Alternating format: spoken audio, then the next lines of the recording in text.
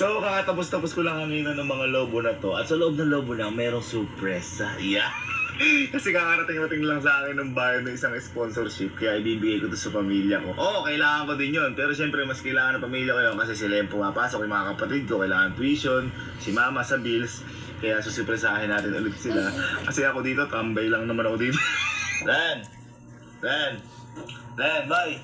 Bye, ka nga, patulong nga ako. Hindi, may natatakot akong gawin eh. Halika, puputukin mo lang. Alin ba? Halika kasi.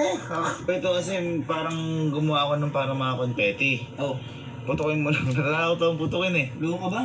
Ay, ikaw na ang paputok. Ito yung ano. Pero naman, putok. Sige na, putukin mo lang. Oo, hawa mo. Natakot din ako.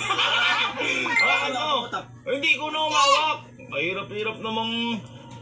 hawakan mo lang, puto. Kasing Sige. kaya naman yan puto. Puta, ayaw mo. Ito naman, minsan lang magpatulong sa'yo. Putukin mo lang. Sige na. Dali ko, putukin mo lang. Sige na. Oh. Sige.